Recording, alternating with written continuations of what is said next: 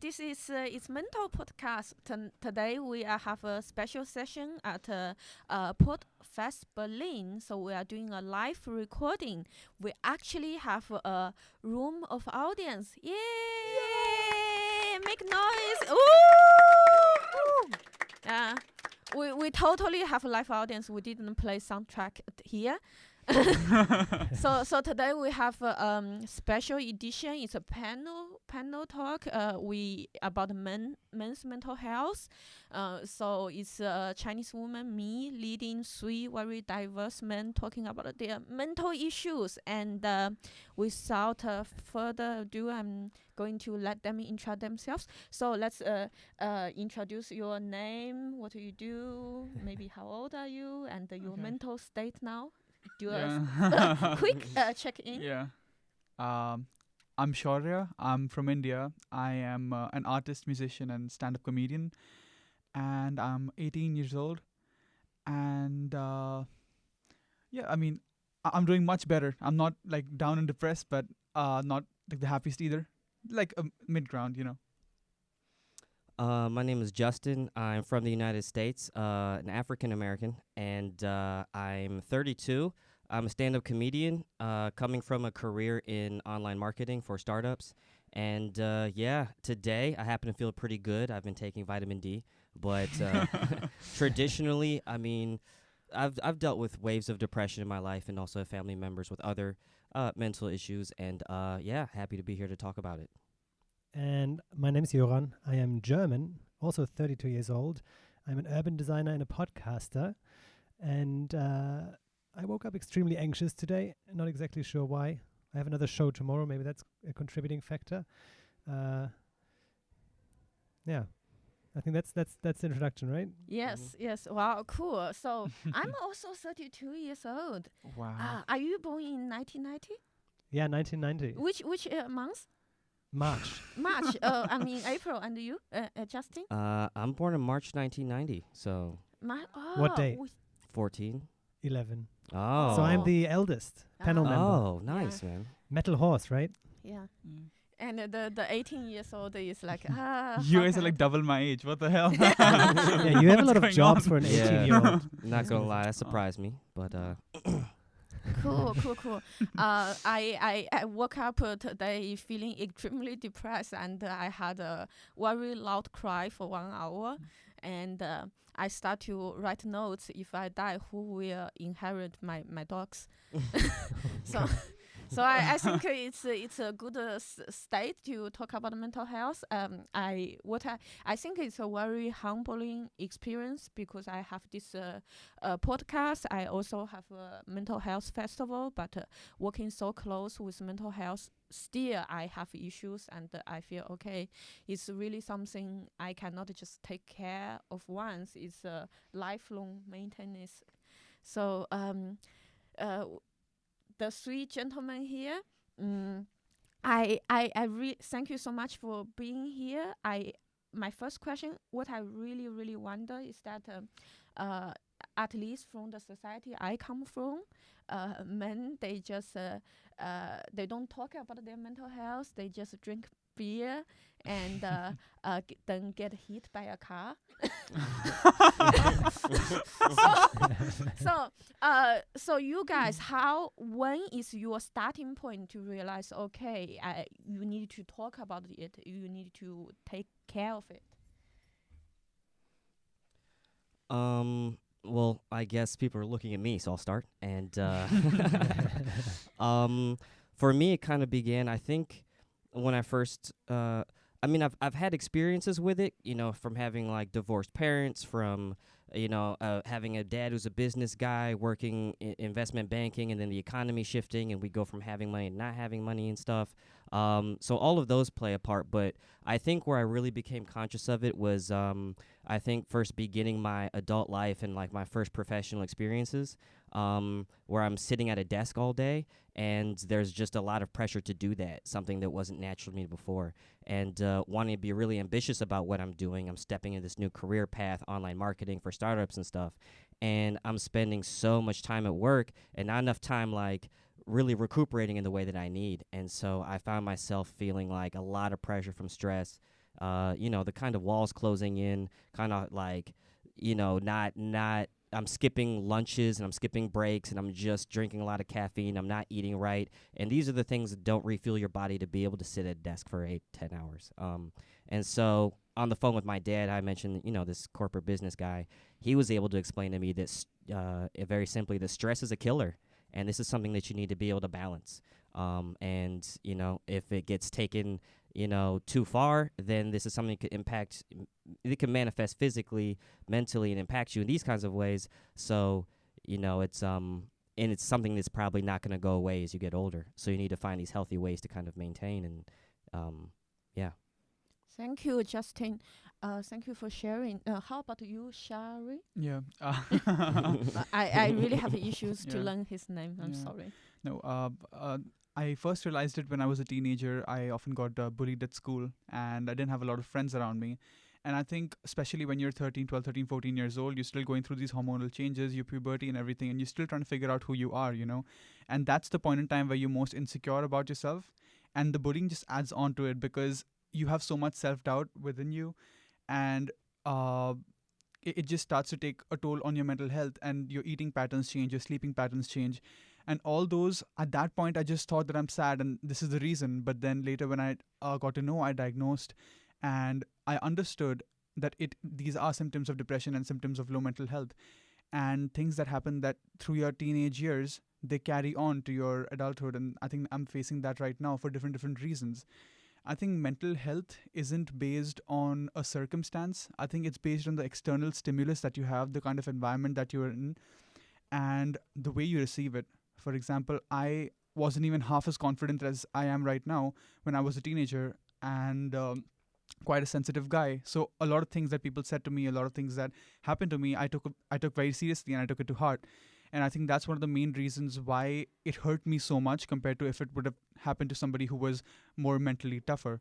So that's, I think, the first time I realized that I was going through this low patch of my mental health. Cool. Thank you for sharing. How about you, Jöran? Yeah, that's good. Yeah, Cool, Jöran. Yeah. I'm 32. You're 18. Mm-hmm. I'm still trying to figure out who I am. I can tell you, it doesn't end potentially. But that's fine. I think maybe I don't know. I mean, it sucks sometimes to not know at all what you're trying to do, and I guess that was a factor in my mental health for sure. But I think where I really started struggling with it was a few years ago when I had a pretty stressful job, 2 jobs actually, and was also at the same time trying to write my thesis. And before that, trying to figure out what to write my thesis about. And so I had this phase of like a good year where I was just really stressed. I think your dad's right. Stress is a killer. Actually, I had a high school teacher once who was like a really high up at Siemens, making like microchips or whatever. And he must have had a huge burnout and then just became a teacher after, which also is, I think, a stressful job. But he had this seminar with us where he taught us as teenagers that stress is a killer. Basically, we just did this whole class on stress. And he had a funny accent. He always said, he was Swiss, and he would say, stress. Like this was funny. I don't know. It was a joke at the time. Yeah, but so I think I never got diagnosed with this, but I think I had like at least a mild form of burnout after this whole thesis thing. And basically took like half a year to just get back into the swing of things. But I noticed I wasn't really getting better. I had really, really low stress resistance. Like, any small thing would just feel a bit too hard to do, and I would just push things away until the end of the day. And I still do that sometimes when I'm really bad planning my day, for example, when it's just like a day where I'm I don't have a plan yet what I'm going to do. I will end up just doing not very much until the end of the day. And I realized, it's not getting much better. And so I started looking for therapy and have been on the hunt for a while. And I guess I get to plug this now. Yes. But I forced myself to go deeper into this therapy search by also doing a podcast about it, which we just dropped the first episode of, called Get Help Berlin, where it basically follows me on my journey to try and find therapy. And we'll try to explain how to do that and why it's so hard and why the whole system is so shit. Yeah, Get Help Berlin is really a good podcast. Check it out. So thank you for answer this. That's actually my next question. When you realize you had mental health issues, what's the first type of help you seek to find? Let's go in this direction. Yeah. I think the number one comfort factor for me when I was low, like I had a bad mental health spree, was food. 100%. It was like that was my comfort place. Just eating and eating and eating. And I realized that through like 1.5 years or 11 or 12 months, I put on 11 or 12 kilos of weight, and that was just because that was my comfort place, right? I get sad and then I eat a lot, and you don't realize it because you just think you're eating for the comfort, but you don't understand the repercussions that it has in your health. So I think I didn't look to another a person that was elder to me, or didn't go to a counselor or a therapist. But I think at that point in time, what I understood, where I was not so mature, this was the only way out or the only escape that I could think of. Justin? I would say for me, I mean, I kind of through a lot of so I'm lucky enough that I have siblings that I'm close with. I have groups of friends that I'm close with from childhood, and I say that I'm lucky because a lot of people I found in life that doesn't happen for a lot of people. But these are people that I can speak to and reflect on and bounce ideas off of. But through this process, I've come to a place where I kind of have these things that I call non-negotiables, and these are the things that when I try to boil down like who I am and what makes me feel like me, like in my most like natural base self, like sense of self, what are those things? And for me, it's small things like working out, small things like meditating, making sure that I said this once before, but I've come to a point where I realize how important it is to eat well, right? And literally, and what does that mean for me? Just more veggies, more fruit. Could mean anything to anybody else, but things like that, right? That help you kind of better balance your own mental state, the chemicals happening and processes happening to you on the inside. And when I engage in those activities, I feel like it brings out more of like the things that make me feel better about existing, right? I feel better physically, and I feel better mentally, and I think probably the most crucial thing is sleep. Making sure that I'm getting to sleep on time, because I guess it's a bit of a stream of consciousness, but I guess what I'm saying now is I try to find like a sense of rebalancing, recalibration, and I think for me, doing these things that I found within myself as non-negotiable, as in if I'm constantly doing these things, I at least feel some semblance of me, and I can understand that when I stray away from these things, I start to feel less and less like myself. So I guess I try to boil down what really makes me feel not even necessarily happy, but like me, the one that I recognize. And I try to make sure that I focus on those things, at least in, at the beginning, see what happens from there. I second that sports and meditation stuff. I had a point where I had like one realization a while ago where I was like, oh my God, sports actually makes me feel so good. Not just right after with the dopamine, but just generally better about yourself, stronger, whatever, healthier. And so I had a New Year's resolution a while ago where I said, I'm going to have a sports-based lifestyle and just like have tried since to make sports more of a priority. And that's definitely helping when I can keep it up for sure. Meditating, that's good. And that's what you did the first time when you realized you had a mental health issue? issue? I've been trying that out for a while now. And I've also messed around with microdosing, tried that out. Currently, I'm just taking valerian every morning, which is fantastic for anxiety. I can recommend. What you can get it at DM. Valerian. It's Baldrian in German. It's just a herb. You can get it like anywhere, any drugstore. DM, basically. Okay. Rossmann. I shouldn't name names, I guess, but at drugstores you can get this stuff, and it's just kind of it calms you. It's an anxiety killer. Huge help for me. I've just recently started doing that. Cool. Thank you for sharing. But also try to get therapy. I think is a good idea. Yeah. You want to know how to get a therapist in Berlin? Listen to Get Help Berlin. It's so. Have you any of you had experience with therapy? Not therapy per se, but when I transitioned from middle school to high school, like which is the 11th and 12th grade, I had a counselor that I used to speak to who was actually the head of our study program, and she helped me through a lot of my problems that I had and a lot of things that I felt, because transitioning from the middle school aspect of it, which was bullying and everything, but then later on in life, I think I lost a lot of friends, and that was quite hitting for me, because me as a person, I'm quite an extrovert, and I really like going out, socializing, making friends, talking to new people. But I didn't have a lot of that. I didn't have any of that. And I think that void that I felt also induced something in me that of that people don't want to be with me because I'm not good enough. And even though that would not be true, that was something that was triggering in my head, because that's what depression does to you. You tend to overthink, you try to overanalyze the situation, and you just make it worse for yourself. And so I think when I went to the 11th and 12th, even though I made new friends, even though I had people that were talking to me, there was still this insecurity in my head, like, these people don't like me, these people are just being nice to me because they are being nice to me, because, not because, and I think to just clear out all those doubts, and just to clear that thing off my head, and to have more clarity about myself, I think the school counselor really helped me do that. Cool.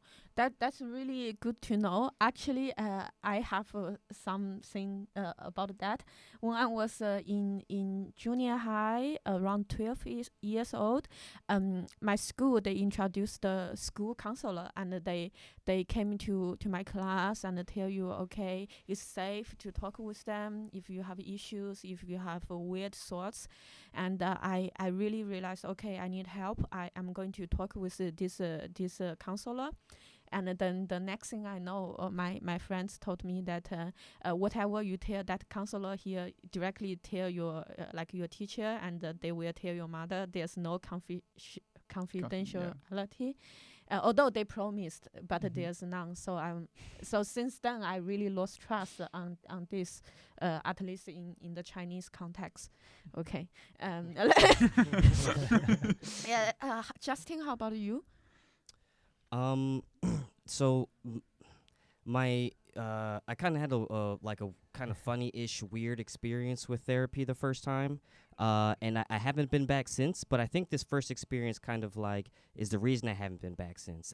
Although I've come to a point where I realized that it's very important, especially where I'm at now in life. And so the first therapy experience I had, I was 17. My parents had been going through this crazy divorce, and I was, maybe between the ages 14 to 17. So around this time, I was super sad, and I had begun smoking a lot of weed, and, discovering it, and, also indulging in drinking, teenage behavior, right? And so, I'm living with my mom at the time, and she's observing this change in my behavior, and she feels like the sadness and the weed is connected, when really, for me, I thought I was just sad and I like smoking weed, And so we, so off to therapy we go. And so, I'm talking to this lady week over week, and kind of just talking to anybody like I would talk to them. And her experience of me after a few weeks, and I was honest about the weed and stuff, and what she explained to my mom was, I think he's just sad. And I don't think it's, I think it's natural, and I think the weed isn't related, and I think he's okay. And just kind of what I thought. And then I thought, man, I don't fucking need therapy. You know what I mean? And so I lived years and years just going through life, experiences, stresses, sadness, winning situations, all kinds of stuff, and not really thinking that I really needed to talk to anybody, or that it would ever really be helpful. You just kind of have that, superhero complex. And yeah, I'm fine. I'm just positive and optimistic, and I can roll through anything with those two.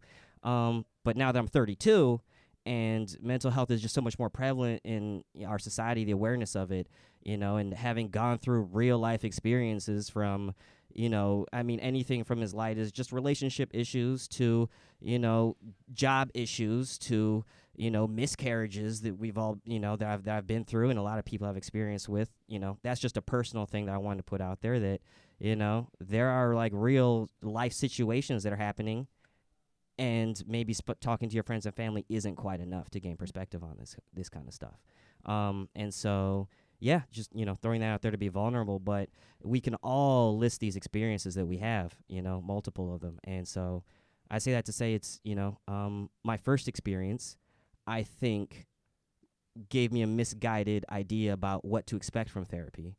And now I'm at a point where I haven't been back since, but I think it makes a lot of sense now. Cool. If you want to look for therapy, you can listen to Jöran's podcast. He show you how to find therapists. Yeah. Not there yet. We're still finding out how that works exactly. There'll be some pointers, though, it's true. And I have had a little bit of therapy experience mostly just like initial consultations where you go to see if you can get a diagnosis and if you can get a spot, and if you can maybe get a spot, if you get along with the therapist. And I've just kind of been hopping around a little bit. I don't want to spoil too much what I talk about in my show, but I've done that a little bit, yeah. And I guess one anecdote I can tell you as well is when I was a kid, there was a big move at one point. We moved to a different city. My parents had split up. I then lived with my mom and my stepdad.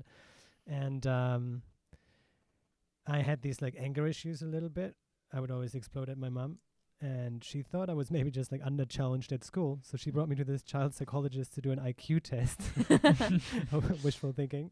She thought, he's probably just a genius. But Were that you? was, I mean, that was kind of a pleasant experience because I do like quizzes. But it wasn't anything like therapy, really. It was a child psychologist. But were you a genius? Borderline, but not quite. Okay, cool. No, I didn't get to skip that grade. No. I did normal school. Cool. I guess that's it. I had something else to say. I forget. I'll come back to it. Yeah, as we have such a diverse panel, my next question would be like, how do you feel when you first time realize, oh, I need help? Did you look help to people around you? And from your culture, was it something you felt comfortable to do? No, not really. I mean, even though my parents are one of the most supportive people in the world, at that point in time, I really thought that I disappointed them, and I disappointed everybody around me. And even though I wouldn't, or if I didn't do it, it still made me feel like that. It felt like I brought dishonor to my family, and my grades were slipping down, and that's why I was not doing great at school either. And I think, a lot of balancing the thing between your mental issues and your academic performance, because everybody wants to do well at school, right? Most people, at least, I wanted to do well at school, and I think balancing that, I thought I brought dishonor to my family. I didn't have any friends. I didn't have anybody to talk to. So I think I didn't have any sources to look for help per se. Even though I had so many people that were willing to help me, I wasn't willing to be helped. I don't know if that makes sense, but I think at that point in time, I was just confused. Now I have so many people to look up to. I can even talk to you, even talk to a lot of friends that I've made newly, who I can recite and who I can have a chat about, have an honest conversation about my mental health, because I know that I can tell them stuff in confidence, and I can speak to them, somebody that can sympathize with me and empathize with me, and maybe understand what I'm going through, relating it to their own struggles. So it wasn't there back then, but I'm so privileged to know that's there now. And knowing you are from Asian family, do your parents understand your experience? Yeah, I mean, I think it's awesome that my parents understand everything, and I'm not from a traditional Indian family, because still now I'm 100% sure that maybe 85 to 90% of Indians don't even realize that they're depressed, or know what the concept of depression is. A lot of people still think that depression is just being sad all the time, like why you're just sad all the time, and that's, I think, a common misconception for a lot of cultures as well, even in South Asia, in other countries. But what they don't understand, it's not being sad all the time. It's always being in a constant state of doubt. It's always going to be, it's a chemical reaction in your body. It's like even when you try to be happy, there are some things in your brain that stimulate you to be sad in that moment when there's nothing wrong and you've done nothing wrong. So I think the taboos connected to mental health are still quite prevalent in India, and they're not open about it. I think like around me in China, I don't think any of my people I know, men, would admit they have mental health issues, because that means as a man you are defeated, and you cannot provide, and you are not tough, and you also lose that manhood on you. So I think it's really really scary. But looking sounds a bit like Justin, doesn't it? Yeah. Per se. Yeah. Justin cannot provide for me anymore. So Justin, how about your background, like from African American family? Yeah. It may or may not be widely known, but the experience in the African American community is almost exactly the same. And even in a lot of cases, it's almost shunned for exactly the same reasons.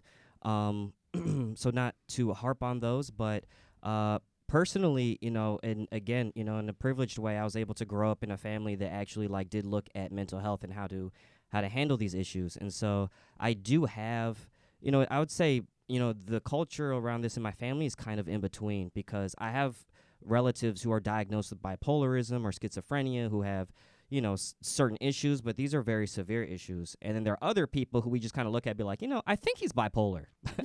We never, get it checked out, But, so, I grew up in a place where, we're conscious of these things, but, only when it's starts really impacting other people, when it really stands out and you can see it and it's like, oh, maybe you need some help, But then again, maybe we could have had some kind of mechanisms in place for our family to prevent it from even getting that far, But besides that, as an African American and somebody who lives outside of my country full time, in a predominantly white country, when I do think about seeking therapy and seeking help, I do actually think that for me personally, it would be helpful to find somebody of a similar ilk, of a similar nature, and not for any kind of reason of exclusion, but just that is just and I imagine this is the case for anybody.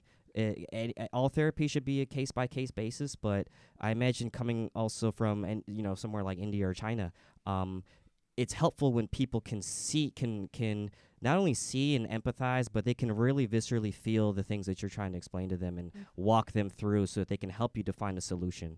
And I don't really have much to say about that. It's just kind of like a feeling that I have because I haven't actually gone through that. I just got a thumbs up from a black guy, so I think I'm on the right track. But thank you, my brother. Justin, I totally agree with you. I know an acquaintance. She is an African American woman, and she went to see a therapist in Berlin, who is a white lady, and when this acquaintance was talking about racism, her struggle as a black woman, her therapist told her, "You don't even look black."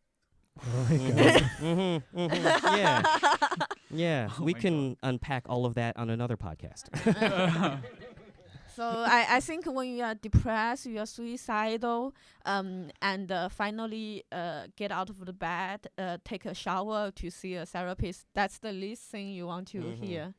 Yeah, totally. And I mean, it's sad and it's funny, it's both. But at the end of the day, it's real, and people are really looking for help. And so, I mean, in some cases, I think it's good to have a diversity of opinions. But when you're really feeling alone, there's nobody to understand you.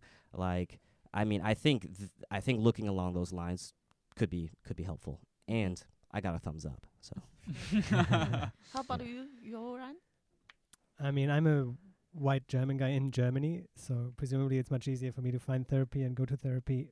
But even for me, it's hard to find a good match, right? You need someone who can relate to you. I need to be able to reference social media when I'm struggling with that, or sometimes throw in an English word because I speak English more than German, really. And yeah, just everybody's experience is different. I can totally on that level relate. You need someone that gets you, right? And that's not easy. And that's why it should be so much fucking easier to find therapy and just to have options, right? Yeah. It's so disheartening when you go to someone, like you just said, you get your ass up there, you maybe called 10 people. Try calling 10 people when you have ADD, it's impossible. And then you finally go to someone and you just they just don't get it. It's horrible to be there, basically. How about as a German man, did you feel comfortable when you realize, you are not doing well? Did you feel comfortable to tell your friends and family? Yeah, I guess I'm lucky that my stepdad is quite depressed, for example. So it's not a new topic in the family, and it's absolutely not a taboo topic for where I grew up. Although one entire half of my family is, I think, depressed, but they undiagnosed. No one wants to talk about it, really. It's very, it's just bad vibes at Christmas, basically. but the other half is very much open, talking about this, and it's fine. But for me personally, I was always like very happy-go-lucky, kind of like, just a sunny personality, kind of. And then to come around and be like, oh, actually, I'm depressed, or actually, I'm super anxious.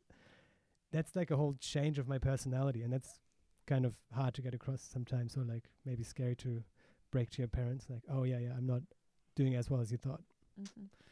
Even if the whole topic of mental health is an okay topic to talk about. Yeah. Speaking of a bad vibe Christmas, I actually want to do a little survey here. Do you think you are from a normal dysfunctional family? No, not at all, actually. I've heard so many stories of people having a dysfunctional family, and I don't relate to it at all. So I think it's quite functional, and I can open up to my parents about anything, and I have a good support system. So not for me. Wow, lucky you. And Justin?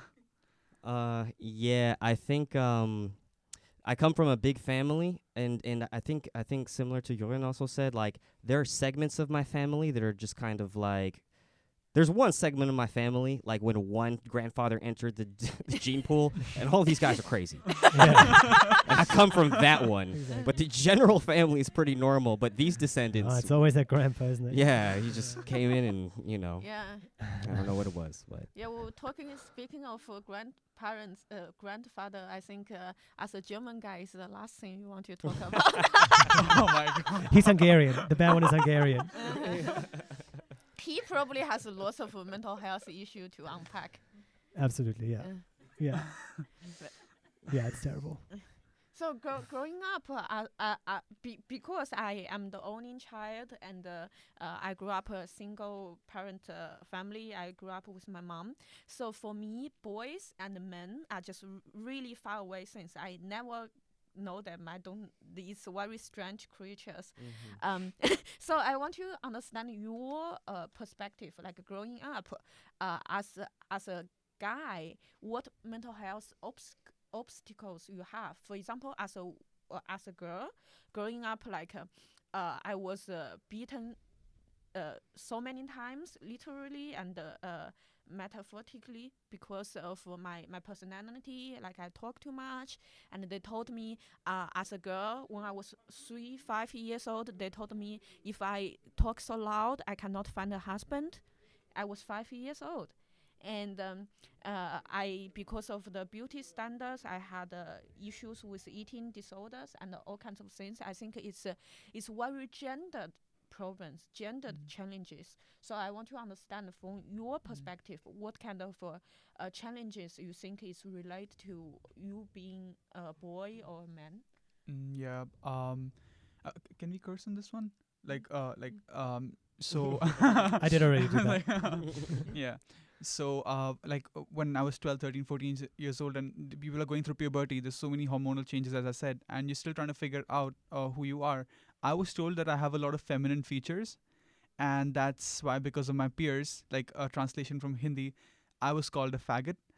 And I mean, even though it doesn't feel like much right now, because everything's so work, and we understand what it's fine to be whatever, but at that point in time, it used to be like derogatory, like to you, like when 100 people start calling you faggot, I'm like, am I really a faggot? I'm like, am I really like how did I hurt you so much? And even though it felt like something dirty, it felt like I'm not a man enough, and that triggered that insecurity and that anxiety in me, that shit, like really I don't know how to explain it, but am I really, quote unquote, a man? So I think that's something, that's the trauma or whatever that I had faced in growing up. Thank you for sharing. I'm sorry to hear that. But on the other hand, being gay is great. Yeah. You get so much late. Try it out. Yeah, and being gay is awesome. Like you get all the girls. Like everybody just automatically like you. Yeah. And you can get sex just by walking into a dark room. Oh, it's so amazing. So true. Okay. How about Justin? I guess for me, I I mean, I think it comes twofold, and I was actually like talking to my parents about this not long ago. Because now that we start to get older into our 30s and we start to think about ourselves as parents, you look at your parents and what they did and be like, oh, this could have been done better, right, or differently, or maybe there was no way around that based on the circumstance.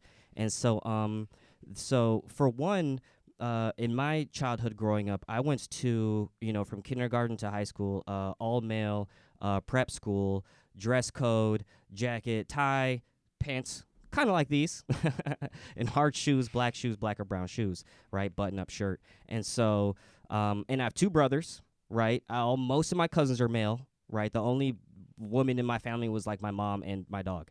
And that's it, and like even like socially in my experience as a youth, like going out and like socializing with women was something you had to like go out of your way to do it. You had to like go to a whole nother school or something, and so in this experience, like, you have a lot of young boys just like packed together.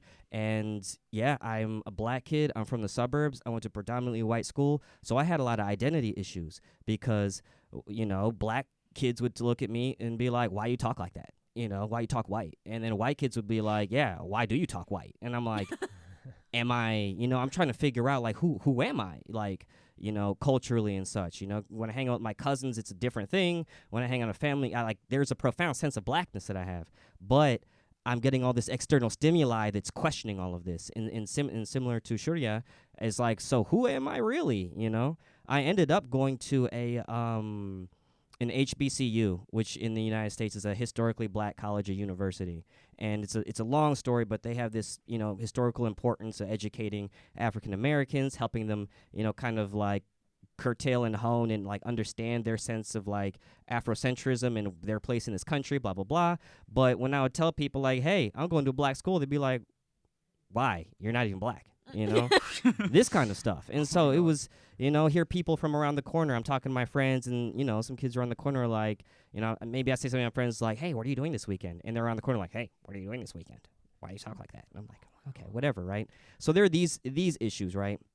As you get older, you kind of have to reconcile those things, And so for me, when I went to this university, it was like all full of like people of color and blah, blah, blah, I saw that, at least as far as blackness, that it's a gigantic fabric and it could look and manifest like anything, anywhere, right? So that's where I found a sense of comfort. But yeah, beyond that, I'll make this quick. I know I'm rambling, but as a, going into your professional life as a person of color into like, white professional sphere, you get a lot of feedback from your parents who have done it before. Things like, you got to be twice as good if you want to get noticed. You got to show up early, be the first one at the office, be the last one to leave. The optics are important. You can't wear your hair like that. And they're talking about like this, me and my dad have a lot of conversations about this shit, stuff like that. And then you get into become an adult, and then you kind of have to just find your way through this maze of you should do this, you should do that, you shouldn't do this, you shouldn't do that, and you're like this, you're like that, but you should be more like this, you shouldn't talk like that,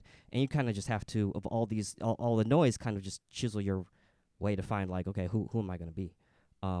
Meanwhile, last point, the media is telling you should fucking rap or play basketball or sell drugs, and that's it, and you got to find your way between all of that. So it can get kind of messy. Yeah. Thank you for sharing. How about Jöran? I also had a kind of similar experience as a youth as you did. I had a metal phase when I was a teenager, like from when I was 13, basically. And I was a late bloomer, so zero facial hair, just baby features. And people literally thought I was a girl most of the time, to the degree that if I went into the men's bathroom, people were like, the fuck are you doing here? Like literally like confronting me about it and being like, you shouldn't be in here. Like, and luckily I don't feel very manly most of the time anyway, so it bothered me that I was confronted the whole time. That made it hard to go to the bathroom.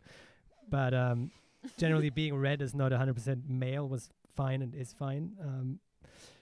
But I guess the whole gender question is a thing that is a bit of a mental health obstacle for me personally. I also, after that big move I told you about, I joined this school class. They were all together for the last 3 years, and I was the new kid. So, of course, as I got there, I was bullied for the rest of that school year. And then luckily, we had a cut then, and then it was high school. and then I became the bully. Oh. So not me alone. It was more like the whole class ganging up on everybody. But I was happy to jump in for sure. Mhm. Super shameful to, when I kind of revisited this scene of my life for the first time, I was like, what the fuck was I doing? That's disgusting. But yeah, I went through that as well.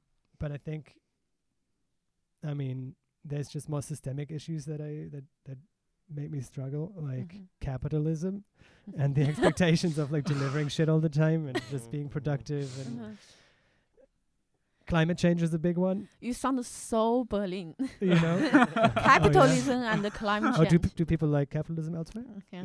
Yeah.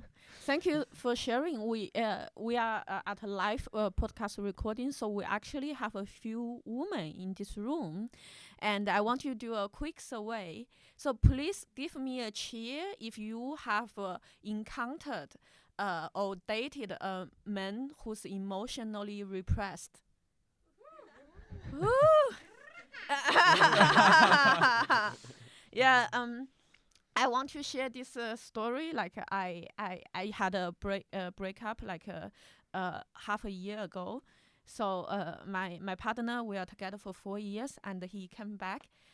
He told me he wants to break up because he realized he has commitment issues, and I'm like, wow, great timing to have commitment issues. That after. You still committed with me for 4 years. So probably he's so deep into his commitment issues, he even have issues to commit to his commitment issues. So despite his commitment issues, he was still committed to me for 4 years. And the whole time, like the last 2 years of the relationship, I keep telling him that he's depressed. And every time I say this, he gets so angry. He's like, "You are depressed. You see everyone depressed. Like you just think about depression all the time." And then as soon as we broke up, he told me he's depressed, and he realized he's depressed the whole time. And he went to seek therapy. So this is my encounter with men's mental health. So I want to ask you, as a man, has mental health, your mental health has played a role into your past romantic relationships? I think, Shaurya, you are a bit too young for... I've been dating for 3 years now. Wow, So okay, yeah. you start early. Hey, don't play my man like that. Yeah, Come I on know, now. man. Come on. So the best part about it was that my girlfriend also was going through a low patch of like mental health. So it was awesome getting sad together. I mean, I had a partner that could understand me and was going through the same problems as me. And so I think both of us could like have a safe space and talk with each other and discuss our problems, empathize, sympathize. And I think this relationship has changed me in a way that I'm so thankful for it. And yeah, I think it's great when you have somebody, especially as somebody as close as a partner, to discuss these things, because you have a friend, obviously you have a friend, you have a mentor, you might have a therapist, but when it's your own partner, it's always this special feeling because you're not only in a romantic relationship, you're also in an emotional relationship. So I think that's something that really influenced me and shaped me into the person I am today. Cool, thank you for sharing. So you haven't been on Tinder or dating apps? No. Yeah, because I think for all the women here, we have a common question.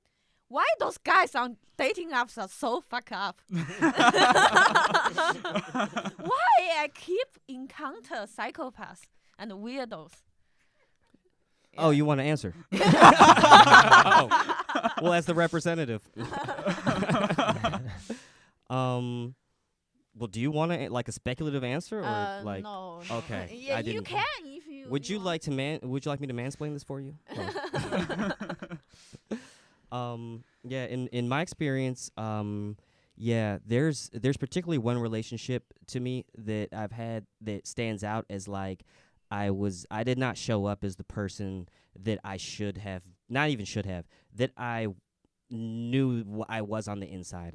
Basically I didn't treat this person very well. And I would say it's definitely a stain on my past. And, it was in a situation where, like, I was living with a girlfriend for about 3 years, and me us breaking up was the process of me moving to Germany, actually. And so, it was very difficult for both of us. I ended up I was living in Munich.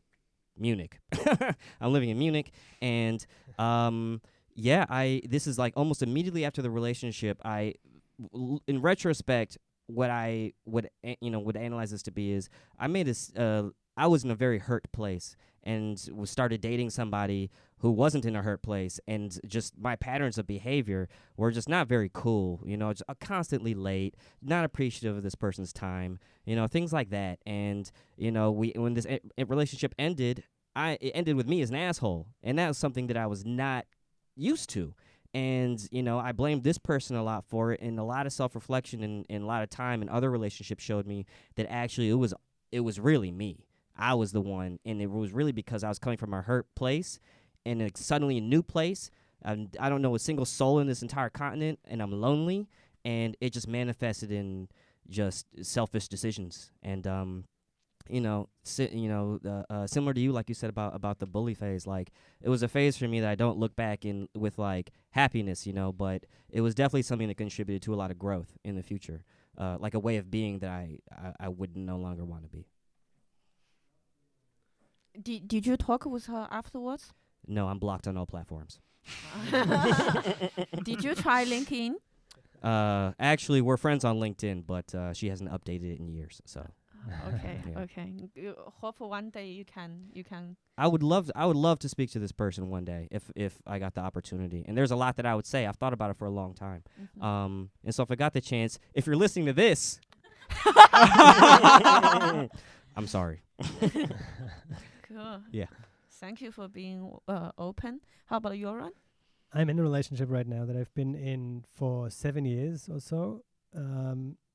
So I'm kind of in the middle of it, and it's still for me hard to see how, what is an impact of mental health and what is just our dynamic or what is just a circumstance. I can't really answer that, to be honest.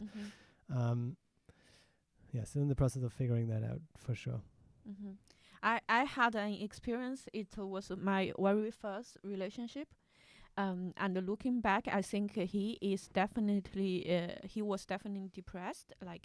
He's from a very not normal dysfunctional family, like a very fuck up family, and he's probably alcoholic, and also permanently depressed. But I didn't know. I didn't know anything about depression, mental health, and there were so many signs, but I just didn't process it. I didn't know what it is. Then at one point, because the way we started, he values me so much, and he told me he will never break up with me. But then when the relationship going downwards, what he did was he emotionally went away, and he was just a zombie there, and treat me with passive aggression and coldness and distance. Eventually, he forced me to make the decision to break up. I want to know, sharing this story, I want to know, women here, have you ever encountered a man like this? So we have 5 woman-looking people, and 3 of them nodded. So I want to ask you: have you guys had an experience like that? If you had, what's your rationalization why you did it? I think for the 18 years old, it's. You gotta stop playing my man like that. But, sorry. Anyway, so yeah, in the relationship that I just described, and I mean, I think to boil it down, like we all know this phrase, hurt people, and I think where that comes from is like when people are like the hurt is. I mean, the hurt can be conscious, but often we find that hurt can also be a subconscious thing. We're not even aware that we're hurting. And I think oftentimes that's when we're doing things that hurt other people and we're not even aware of it. And I think that for me, I kind of justified that for a while by saying like, man, she was crazy. Y'all know how it is, right? Yeah. Toxic masculinity. And that's why we're here. And, Yeah, and it took a lot of like self-reflection over time for me to kind of like realize that I was actually in a hurt place. And now I think about it's coming full circle. I think it has to do with a lot of how I viewed myself, how I, my own self-projections, I guess some narcissism, like I'm optimistic, I'm positive, I'm a happy-go-lucky guy. It couldn't have been me. I'm fun, and I'm looking back at it like, yeah, I was hurt, and I think the hurt that I was causing this person is ultimately a way of also hurting yourself. And it's weird. It's almost like you want that for yourself. It's weird, but I don't really have an excuse for it. It's just a life lesson on how to be better, how to try to recognize these things when they happen, and not allow them to, I guess. Thank you for sharing. How about Jöran? I did have a relationship before the current one I'm in where I was broken up with, and that was fine by me. So I guess I did work to push that person away, at least subconsciously. Yeah, that sounds about right, I think. I mean, I haven't really revisited that to the degree I should have, maybe, to figure out what went wrong. But also it was just mutually agreed that it was time, so it was fine. It didn't hurt very much, neither of us, actually. But I think maybe we were just kind of playing that game, both of us, like just like subtly turning away from each other, emotionally moving away from each other, and then just realizing, maybe we can just move on. Yeah, definitely sounds like a thing I did as well. I think like if our society have a better awareness and acceptance for men being vulnerable and more men talking about their mental health, we will also have less bad breakups.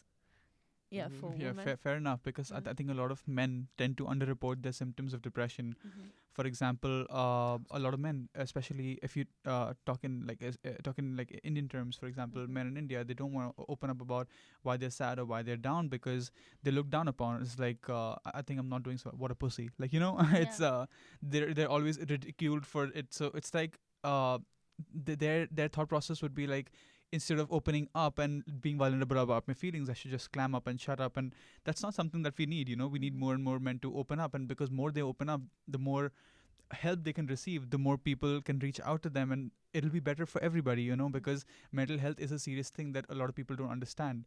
And I think the old traditional norms of masculinity of, men don't feel pain or boys don't cry or something like that, is something that a lot of people, especially in India or in South Asia, are inculcated with, like, don't cry, like boys don't cry, And so I think what you learn in your childhood is what you take up to your adulthood, and that's what you pass on. And I think once that chain ends is when we're going to start making progress. And I think slowly but surely things are changing.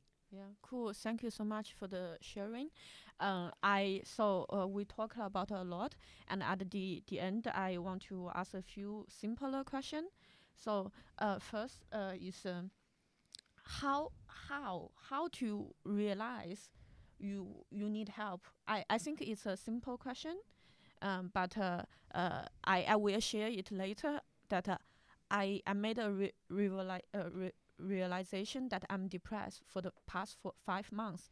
But it took me 5 months to realize I'm depressed, given that I had 2 major depressive episodes. I went through psychiatrists, psychotherapies, and I read lots of books, I do this podcast. It's still very hard to realize, okay, now it's really time to look for help.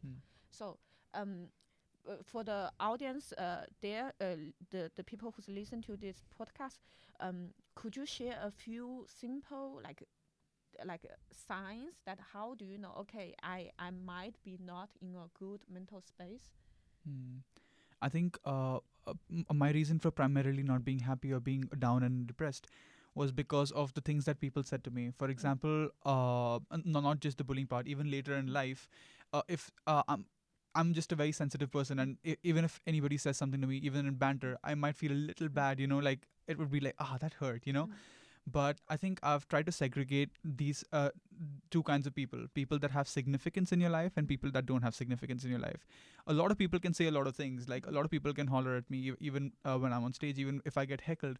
It doesn't matter, because these people in the long run are not going to have any significance in my life. And no matter what people tell me, no matter what names they call me, it doesn't matter, because you're going to live on with your life, they're going to live on with their life. The only reason that they're telling you all these things is to remove their insecurities on you. So I think it's about not giving a crap about the people who don't matter to you. And now for the people that matter to you, for example, friends, they say something mean to you. And now, when they say something mean to you, maybe you want to carry on that relationship and you have that relationship with them, to tell them that, dude, this was not cool. Like, I didn't feel good about it. And you speak to them about it because they hold significance in your life and you want to continue that relationship with them. So I think segregation and self-introspection are two ways I think I know I need help. If My question is, how do you, for example, how do you feel your emotions and realize, okay, this is a sign I'm not doing well? I think what I related to also was with my physical being. That I try to relate it to if it's my physical habits or my mental habits. For example, eating, for example, sleeping on time, how I behave with people, my anger, my sadness. All these things I relate to. I relate between two things, which are my physical things that I do and my mental things. And when I introspect that my physical things are fine, it's 100% mental. And I think I need help when these things are connected to my mental state. Okay, cool. Thank you for sharing. How about Justin? I mentioned earlier that for me, I like to have kind of like my non-negotiables, just like a small core baseline activities that I know that like feel good when I do them, makes me feel like me. And I'm also a marketing guy, so like traditionally, so I look at trends and I try to look at how things change over time. And so for me, the first, many depressions, I probably didn't even notice them. But at this point, I try to look at, like Shaurya said, I try to look at my habits. For example, like when I'm in a place where I'm not depressed, I feel proactive, I feel productive, I feel, good, and I feel like I have energy. But when I get to a place where I'm feeling depressed, symptomatically, I feel very like, I feel a lot of avoidance. I feel a lot of procrastination. I feel like a lot of self-indulgence and pleasure. I'm smoking a lot more weed. I'm thinking a lot more about going out and drinking. And, not to sound crazy, but I find myself masturbating a lot more. If I'm talking to somebody, I'm texting them a lot more, trying to get them to, I'm just thinking more about me and consuming things. And, at some point, I'll look and start to realize I'm not making progress. And that might be one sign to me, for example, that, oh, right. So I think it's, I think like when enough red flags start to pop up, you can start to see this impacting the green flags that you're normally following. And so when I start to see that trend happening, I start to realize I think I'm depressed. And then it'll probably take a few more weeks to get out of it. But Cool. I can relate to that 100%. Like one dead giveaway for me now that I used to never notice, but I notice now is my stress response gets really extreme when I'm just not doing that well. Like the smallest thing will just make me kind of explode and be like shutting it off completely. Like I can't do this, like completely shut it off, run away. Like the smallest thing is already too much on my plate. When I notice that, I'm like, I sometimes go through a mental checklist, maybe a little bit like your non-negotiables. Like, did I drink enough? Did I eat enough? Did I sleep enough? Did I do drugs recently? Did I get drunk recently? If I get through all of those, if I didn't drink enough, I drink more. If I didn't do sports recently, I do sports. At least if I can make myself. And if that doesn't work, I think we've got a problem and should maybe just chill out a bit, take it easier, maybe do a couple things less. I That's think for me. to know a few like symptoms, a few like things indicate your mental health state is very important, because actually the most difficult part of taking care of your mental health is to admit there's something you need to take care of, to realize there's something wrong, and that for most people it takes years to come to that realization. So I, for you, all of you are not first time like encounter this situation, so you have more tools. But for audience out there, like I think it's good that you shared a few things, like they can also ask themselves. For example, my ex-boyfriend, after 2 years, I told him he's depressed. He said, fuck off. And then finally, he admit he's depressed the whole time. I want to share about myself. This week, I realized I was depressed for 5 months, but I didn't know. So I had 2 depressive episodes before, and last end of 2020, I got depressed again. I was on medication, and slowly, like I got out of it. I felt good. The whole 2021, second half of 2021, I felt great. So I talked with my psychiatrist. Everything is great. And then starting March, I start to have a mini burnout. And as soon as I realize this burnout, I start to I decide, okay, I'm going to maintain the burnout, try a few different things. And then in June, I had a burnout again, and I was like, okay, let's try different things. But in the past few days, like 2 weeks, I start to cry very often. And this week, I look my journal, I check it. I realized, from March to now, most of days I wasn't happy. Most of days I was trying to understand how to find the balance. And then but before I thought, it's just a normal life, that you have up and downs, and this is how people navigate life. But then I refresh back of my experience. I realized, this cannot be normal. Because last year, 2021, I had a breakup, but I felt happy most of the time. And how can I now I feel not happy most of the time while everything is going great? My career, love life, and everything is going great. Then I checked my history. I realized I stopped taking antidepressant in middle of February. Just forgot. And I talked with psychiatrist. I said, I'm doing so great. I don't need the medicine. And he said, like, okay, like you survived the whole winter, and now it's spring. Looks like you are doing great. You can stop. And now thinking back, maybe I thought I was doing so great. It's because I was on the antidepressant. And I stopped in middle of February, and from March I always have these small issues. I didn't realize it's depression because there's depression that where you are really suicidal and you feel like you cannot function anymore. But then there's depression that you just feel very anxious, and you feel like you cannot find your balance. You are you are like have arguments more often with your loved ones. And this time is this type. So it took me way longer to find out. And I think to realize, okay, something is really like not going well is really the first step for me to take a more drastic measures. Because the whole time I was thinking, I was trying doing more exercise. I eat vegan, I journal every day, I meditate, or do all kinds of things. But now I realize, checking the history, I think I need to get back on medication. Yeah. You know, one thing that really stuck with me was a friend who, in his 30s, probably the age that I am now, he's a bit older. A few years ago, he told me after he went into therapy, man, I just wish I'd done it earlier. And I think that really stuck with me. It was like a huge motivator for me to go looking for it as well. Because I think it's really hard not just to recognize, but also just to admit to yourself it's bad enough to seek help. Yeah. I think loads of people are like, no, it's not that bad. Like, I'm fine. And someone else should have that spot. It's hard enough to find a spot. Yeah. You know, everyone who's not severely, depressed, suicidal, whatever, will feel a sense of guilt at trying to find therapy, just because it's such a scarce resource at the moment.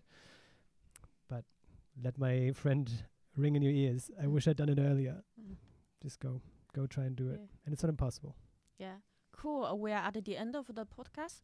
How about let's say 1 to 2 sentences to the men out there.